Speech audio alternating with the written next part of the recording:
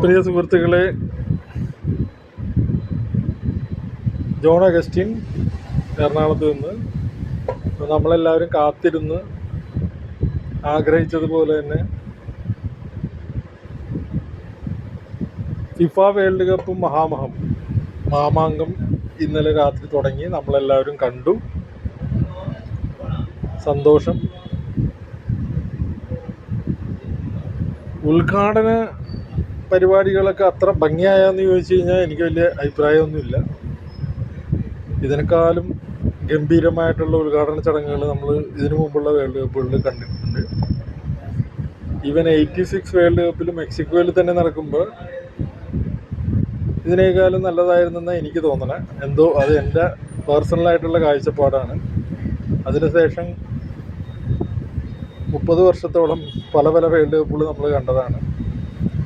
അപ്പോൾ ഉദ്ഘാടന പരിപാടി നല്ലതായിരുന്നു, പക്ഷേ മികച്ചതായിരുന്നു അല്ലെങ്കിൽ ഇതുവരെയുള്ളതിനേക്കാളും ബെറ്ററായിരുന്നു എന്ന് പറയാൻ ഞാൻ ആളല്ല. അതല്ല ഞാൻ ചർച്ച ചെയ്യാൻ ഉദ്ദേശിക്കുന്നത്. കളി തുടങ്ങി, കളിനെക്കുറിച്ച് മാത്രം പറയാനാണ് ഞാൻ താല്പര്യപ്പെടുന്നത്. ഇന്നലത്തെ ആദ്യത്തെ കളി കണ്ടു, 2 കളിയും കണ്ടു. അപ്പോൾ ആദ്യത്തെ കളിനെക്കുറിച്ചാണ് പറയണത്. Mexico south Africa. നമ്മളെല്ലാവരും പ്രതീക്ഷിച്ചതുപോലെ അട്ടിമറികളൊന്നും ഉണ്ടായിരുന്നില്ല. മെക്സിക്കോ തന്നെ 2-0 ജയിച്ചു. സൗത്ത് ആഫ്രിക്ക തുടക്കം മുതലേ ഡ്രോ എടുക്കാൻ വേണ്ടിയിട്ടാണ് ശ്രമിച്ചതെന്നാണ് എനിക്ക് തോന്നിയത്. അതേപോലത്തെ ഒരു കളിയായിരുന്നു. പക്ഷേ 2010 സൗത്ത് ആഫ്രിക്കയിൽ നടന്ന വേൾഡ് കപ്പിലുണ്ടായിരുന്ന ടീമിനെക്കാളും കുറച്ചും കൂടി ബെറ്റർ ആയിട്ടുള്ള ടീമാണ് ഇപ്രാവശ്യം ക്വാളിഫയിങ് റൗണ്ടിലൊക്കെ ജയിച്ച് വേൾഡ് കപ്പിൽ ക്വാളിഫൈ ആയ സൗത്ത് ആഫ്രിക്ക. പക്ഷേ അവരുടെ ഒരു ഗോളെന്ന് പറഞ്ഞാൽ ഗോളിയുടെ കാലിൻ്റെ ഇടയിൽ കൂടി പോയതാണ്. അതൊന്നും ഒരു വേൾഡ് കപ്പ് ലെവലിലൊക്കെ അംഗീകരിക്കാൻ പറ്റുന്നതല്ല. പിന്നെ കൂടുതൽ പ്രതിരോധത്തിലോട്ട് മുന്നിൽ കളിച്ചത് കൊണ്ട് സൗത്ത് ആഫ്രിക്കക്ക് കാര്യമായിട്ടൊന്നും ചെയ്യാൻ പറ്റില്ല. ഒരു 60% സമയവും ബോൾ പൊസിഷൻ മെക്സിക്കോയ്ക്കായിരുന്നു. മെക്സിക്കോ സാധാരണ കളിയിൽ നിന്നും വിപരീതമായിട്ട് അവർ പ്രതിരോധത്തിൽ ഊന്നി കളിക്കുന്ന ഒരു കളിക്കാരാണ് പണ്ട് മുതൽ. പക്ഷേ ഇന്നലെ കണ്ട കളി അവർ തുടക്കം മുതലേ ആക്രമിച്ച് കളിക്കുന്ന കണ്ട് അതിൻ്റെ ഗുണം അവർക്ക് കിട്ടുകയും ചെയ്തു. ഒത്തിരി ഗോളുകൾ പിറക്കണ്ടായിരുന്നു. 2 പോസ്റ്റിൽ കയറിയുള്ളൂ, 2 ഗോളിൽ ജയിച്ചു. സംഗതിയെല്ലാം കൊള്ളാം. അവരുടെ കളി അക്രമകാരമായിട്ടുള്ള ഒരു അറ്റാക്കിംഗ് ഫുട്ബോൾ ആണ് മെക്സിക്കോ വിപരീതമായിട്ട് കാണിച്ചത്. അത് നല്ലൊരു സൂചനയാണ് ആ ടീമിന് വേണ്ടിയിട്ട്. സൗത്ത് ആഫ്രിക്ക അറ്റാക്കിങ്ങിലും കൂടി ശ്രമിച്ചു കഴിഞ്ഞാൽ അവർക്ക് എന്തെങ്കിലും ഗുണമുണ്ടാവുള്ളൂ. ഇതേപോലെ കളിച്ചിട്ട് ഒരു കാര്യമില്ല. പക്ഷേ രണ്ടാമത്തെ കളി കണ്ടു കഴിഞ്ഞപ്പോൾ അതേ ഗ്രൂപ്പിലുള്ള രണ്ടാമത്തെ കളി ചെക്ക് റിപ്പബ്ലിക് അല്ലെ ചെൽസിയ സൗത്ത് കൊറിയ ആയിട്ടുള്ള കളി, അത് കണ്ടു കഴിഞ്ഞപ്പോൾ ആ ഗ്രൂപ്പിൻ്റെ സ്ഥിതി ഏകദേശം മനസ്സിലായി. രണ്ടാമത്തെ കളിയിൽ നമ്മളെല്ലാവരും പ്രതീക്ഷിച്ചിരുന്നത് ചെക്ക് റിപ്പബ്ലിക് ജയിക്കുമെന്നാണ്. മത്സരഫലം പക്ഷേ നേരെ വിപരീതമായിരുന്നു. South Korea ജയിക്കുകയുണ്ടായത് 2-1. നല്ല കളിയായിരുന്നു. പക്ഷേ 70% ബോൾ പൊസിഷൻ സൗത്ത് കൊറിയയുടെ കയ്യിലായിരുന്നു. അവരുടെ കളി കണ്ടപ്പോൾ എനിക്ക് സ്പെയിനിൻ്റെ കളിയാണ് ഓർമ്മ വന്നത്. സ്പെയിനാണ് ഇപ്പോൾ അങ്ങനെ കളിക്കണത്. മാക്സിമം ബോൾ പൊസിഷൻ വെച്ച് കളിക്കുന്നതാണ്. സൗത്ത് കൊറിയയുടെ കളി അതാണ്. ചെറിയ പാസുകളിലൂടെ മാക്സിമം ടൈം അവരുടെ കയ്യിൽ തന്നെ ഇരുന്ന് കളി. അവർ 2 ഗോൾ അടിച്ചെങ്കിലും അവരുടെ ഏറ്റവും വലിയ വീക്ക്നെസ് ഞാൻ കണ്ടത് ഗോൾ സ്കോർ ചെയ്യാൻ പറ്റിയ നല്ലൊരു പ്ലെയർ റൊണാൾഡിനെയോ അല്ലെങ്കിൽ മെസ്സിനെ പോലെയോ നെയ്മറിനെ പോലെയോ ഒരു പ്ലെയർ അവർക്കില്ല. സ്കോറിങ്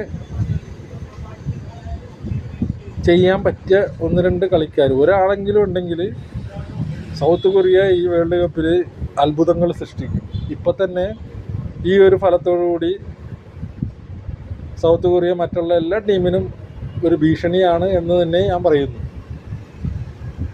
ആ ഗ്രൂപ്പ് നമ്മൾ പ്രതീക്ഷിച്ചതിനേക്കാളൊക്കെ മാറിപ്പോകും. എൻ്റെ പ്രതീക്ഷയിൽ ചെക്ക് റിപ്പബ്ലിക് ഗ്രൂപ്പ് വിന്നറായിട്ട് വരുമെന്നൊക്കെയായിരുന്നു വിചാരിച്ചത്. ചിലപ്പോൾ ഹോം ഗ്രൗണ്ടിൻ്റെ സാധ്യത കൊണ്ട് മെക്സിക്കോ ഗ്രൂപ്പ് വിന്നറാവും. ഇതിൽ കൂടുതലൊന്നും നമ്മൾ ചിന്തിച്ചിട്ടില്ല. 1-ാം സ്ഥാനവും 2-ാം സ്ഥാനവും മെക്സിക്കോയും ചെക്ക് റിപ്പബ്ലിക്കും കൊണ്ടുപോകും എന്നുള്ള ഉറപ്പിലായിരുന്നു. ഞാൻ മാത്രമല്ല, പൊതുവേ ഫുട്ബോള് നോക്കിക്കാണുന്ന ആൾക്കാരെല്ലാവരുടെ അഭിപ്രായം അതായിരിക്കുള്ളൂ. സൗത്ത് കൊറിയ ചെക്ക് റിപ്പബ്ലിക്കിനെ തോൽപ്പിക്കുമെന്ന് ആരും പ്രതീക്ഷിച്ചിട്ടില്ല. അതുകൊണ്ട് ആ ഗ്രൂപ്പ് ഇത്തിരി കട്ടിയായിട്ടുള്ള ഗ്രൂപ്പാണ്. 3 പേരും അടുത്ത നോക്കൗട്ടിലോട്ട് പോകുമെന്ന് അറിയില്ല. സൗത്ത് ആഫ്രിക്കയ്ക്ക് ഇനി ആ ഗ്രൂപ്പിൽ വലിയ പ്രതീക്ഷയൊന്നും വേണ്ട. ഇനി ഈ 3 ടീമും മെക്സിക്കോയും സൗത്ത് കൊറിയയായിട്ടുള്ള കളി ഉണ്ടാവും. അതുപോലെ തന്നെ മെക്സിക്കോയും ചെക്ക് റിപ്പബ്ലിക്കുമായിട്ടുള്ള കളി ഉണ്ടാവും. അതായിരിക്കും തീരുമാനിക്കുന്നത്. ചെക്ക് റിപ്പബ്ലിക്ക് കളി കുറച്ചും കൂടി മാറ്റേണ്ടി വരും. അവർക്ക് ബോൾ പൊസിഷൻ ഒട്ടും കിട്ടുന്നില്ല. അപ്പോൾ സൗത്ത് കൊറിയനെ പോലെയുള്ള ഒരു ടീമിൻ്റെ ഇടയിൽ ഇങ്ങനെ ആയിക്കഴിഞ്ഞാൽ അവരുടെ സ്ഥിതി മുന്നോട്ട് പോകുമ്പോൾ എന്താവുമെന്ന് ആലോചിക്കാനേ പറ്റുള്ളൂ. അപ്പോൾ നമ്മൾ പ്രതീക്ഷിക്കണ പോലെയൊന്നുമല്ല ഒറിജിനൽ കളി വരുമ്പോൾ ഉണ്ടാകുന്ന ചരിത്രം. ആ ഗ്രൂപ്പിൽ മെക്സിക്കോ 1, ചെക്ക് റിപ്പബ്ലിക് 2, ചിലപ്പോൾ 3-ാം സ്ഥാനക്കാരായിട്ട് സൗത്ത് കൊറിയ പോകുന്നതാണ്. ഇപ്പോൾ നേരെ തിരിഞ്ഞ് ചിലപ്പോൾ സൗത്ത് കൊറിയ തന്നെ ഗ്രൂപ്പ് വിന്നറായിട്ട് മുന്നോട്ട് പോകാൻ സാധ്യതയൊക്കെയാണ് കാണുന്നത്. എന്തായാലും ആ ഗ്രൂപ്പിലുള്ള ഇനിയുള്ള 2 കളികൾ, അത് പ്രത്യേകിച്ച് സൗത്ത് കൊറിയ മെക്സിക്കോ, അതുപോലെ തന്നെ ചെക്ക് റിപ്പബ്ലിക് മെക്സിക്കോ കളി വളരെ ഇൻട്രസ്റ്റിംഗ് ആയിരിക്കും. ഇനി ഫുട്ബോളിനെ കുറിച്ച് ഇത്രയാണ് കളീനെ കുറിച്ച് പറയാനുള്ളത്. അതിനകത്ത് എനിക്ക് ഒട്ടും ഇഷ്ടപ്പെടാത്തൊരു കാര്യം എന്ന് പറഞ്ഞാൽ വേൾഡ് കപ്പിലെ ആദ്യത്തെ ഉദ്ഘാടന മത്സരത്തിൽ 3 റെഡ് കാർഡ് കണ്ടിട്ട് 3 കളിക്കാരെ പുറത്താക്കുക എന്ന് പറഞ്ഞാൽ അത് അംഗീകരിക്കാൻ പറ്റത്തില്ല. അങ്ങനെയുള്ളൊരു ഫൗളൊന്നും അവിടെ കണ്ടേയില്ല. ഇങ്ങനെ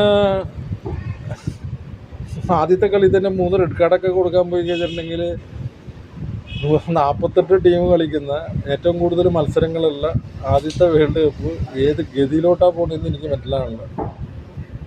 അപ്പോൾ അതൊട്ടും നമുക്ക് അംഗീകരിക്കാൻ പറ്റുന്നതോ അല്ലെങ്കിൽ ഇനിയുള്ള കളികളിൻ്റെ ഗതി എന്താകുമെന്നൊക്കെ ഓർത്തിട്ട് പേടിയാകുന്നു. അതൊക്കെ ഒട്ടും ശരിയല്ലാത്ത കാര്യങ്ങളാണ്. നേരെ മറിച്ച് ചെക്ക് റിപ്പബ്ലിക്കും സൗത്ത് കൊറിയയും തമ്മിലുള്ള മത്സരങ്ങളിൽ ഇഷ്ടംമാരെ ഫൗളൊക്കെ ഉണ്ടായിരുന്നു. പക്ഷെ അവസാന നിമിഷം ഒരു മഞ്ഞക്കാർഡ് മാത്രമാണ് ഒരു കൊറിയൻ പ്ലെയറിന് കൊടുത്തത്. അതും മഞ്ഞക്കാർഡ് കൊടുക്കേണ്ടത്ര ഒരു ഇമ്പോർട്ടൻ്റ് ഉണ്ടായോ എന്ന് എനിക്ക് തോന്നണില്ല. കളി ഞാൻ കണ്ടിട്ട് എനിക്ക് അങ്ങനെ തോന്നിയൊന്നുമില്ല. ഓക്കെ, ഒരു മഞ്ഞക്കാർഡ് അതൊക്കെ പോസിബിളാണ്. പക്ഷെ 3 റെഡ് കാർഡ് അത് ആദ്യത്തെ കളി തന്നെ കൊടുക്കുക എന്ന് പറഞ്ഞാൽ അംഗീകരിക്കാൻ പറ്റത്തില്ല. ആ രീതിയിൽ പോകരുത്.